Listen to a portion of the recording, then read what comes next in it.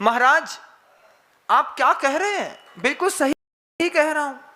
रात में गिन करके 2370 रुपए अपनी जेब में रखो और पैंट टांग दो घर के अंदर। सेफ जोन है ना, बाहर 2 ताले लगे हैं, ऊपर ताला लगा है, नीचे ताला लगा है, बाहर के दरवाजे में ताला लगा है।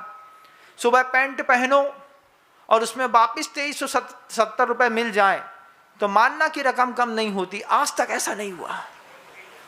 उसमें से 200 निकलेंगे, लेकिन निकलेंगे जरूर। 2300 का 2170 मिलेगा, 2070 मिलेगा, 1970 मिलेगा। और कैसे?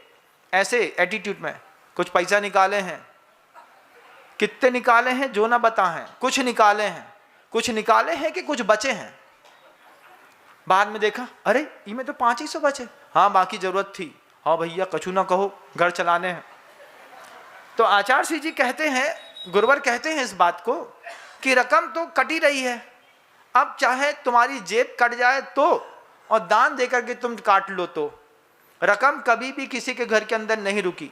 संपत्ति, लक्ष्मी और धरती हमेशा से कुंवारी रही, इनका कोई पति नहीं बना।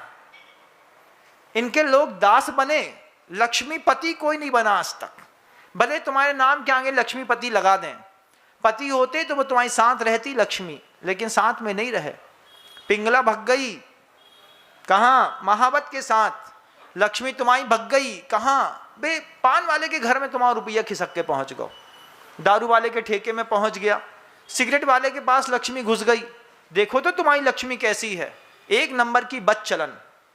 काय महाराज कहाँ कहाँ घुस रही बा? सिगरेट वाले कहाँ घुस रही, गुटखा वाले कहाँ घुस रही, शराब वाले कहाँ घुस गई, बे होटल वाले कहाँ घुस गई, तुम्हारी पैसा, तुम्हारे जेब के पैसा। होटल वाले कहाँ घुस गए, उनके घर में घुस गए।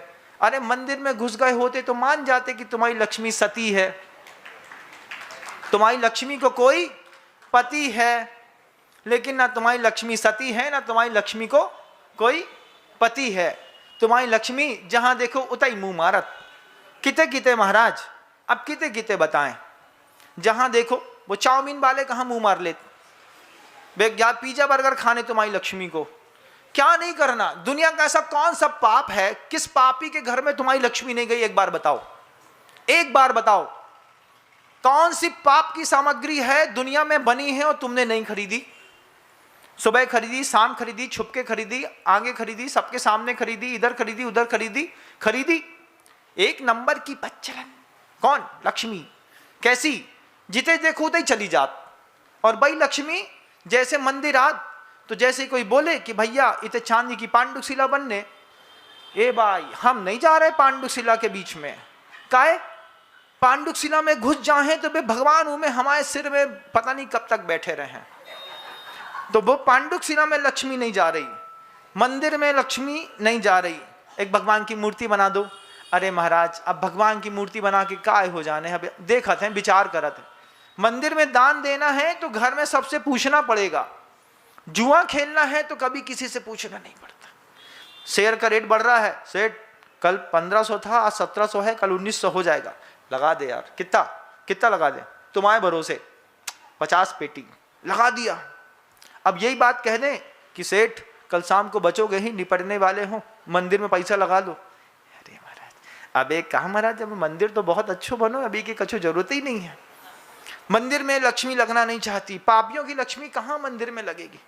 आचार्य श्री जी हम सबसे कहते थे, गुरुवर कहते थे, रकम तो कम होगी, ये बात तो तय है, क्योंकि रकम में कम लिखा हुआ है। कहीं भी देख के देखना, और तो और उधारी देकर के देखना, कभी जितनी दी उतनी नहीं मिली। 90 रुपये के भाव से 10 बोरा चना काटे, उधार दे दे, बड़ी गलती हो गई। मालिक वो होगा और नौकर हम हो गए। अब जब देखो तब जाए, भैया पैसा दे दो। सेठ अभी पैसा नहीं है, अगले हफ्ते, अगले हफ्ते। हाँ भैया, भैया पैसा दे दो, अगले हफ्ते बोला था। एक काम करो, कितने का बिल है? ऐसा पूछेगा जैसे पूरा पेमेंट अभी कर देगा। बताया 17,800 रुपये का। हाँ एक काम करो, 7,000 ले लो, 800 ले लो, बाकी बाद में देखते हैं। अरे भैया क्या बोल रहे हो? बोला था ना सेठ, अगली बार तुमको खाली हाथ नहीं लौटाऊंगा। जे 800 पकड़ो, हाँ 800 पकड़ो और 10 बोरी माल और भेज देना। अभी पुरानी रकम चुकता नहीं हुई, अब उसको निकालना है। तो लाभात लोभम प्रजायते, हाथ घुसता जाए घुसता जाए घुसता जाए। दुकान भरनी थी 30 लाख में, 3 करोड़ की उधारी पूरे में फैली है। महाराज उधारी ना फैलाएं तो गड़बड़ हो जाए।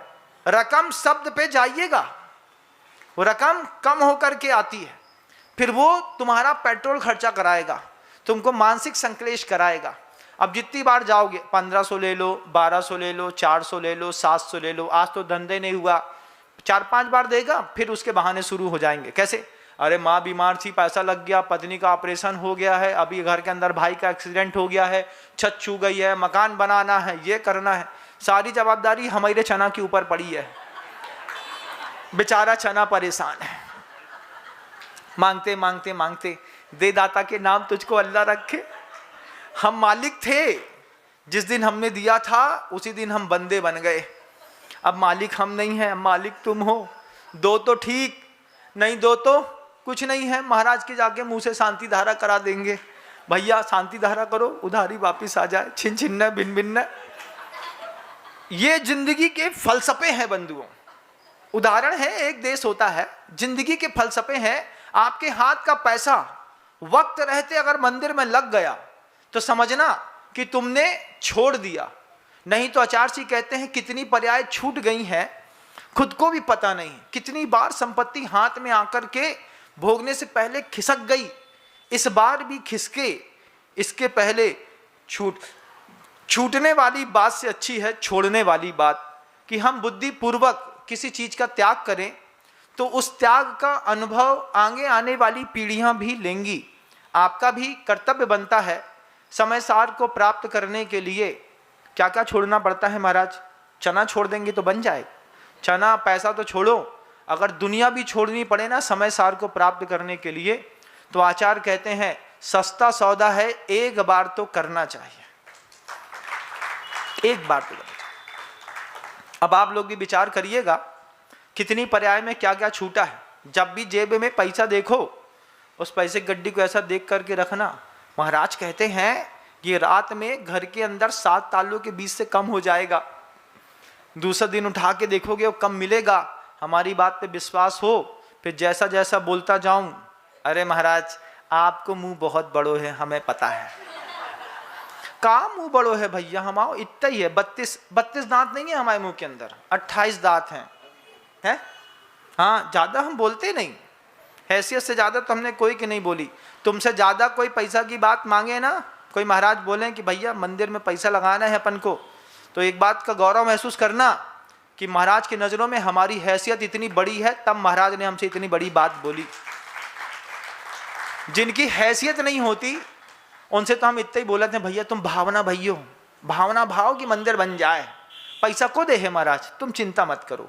जिसकी हैसियत होगी उसके कान में बोलेंगे माल निकालो, और वो भी हाथ जोड़ के बोलेगा धन्य है मेरा भाग कि मेरा पैसा पारसनाथ पे लग गया।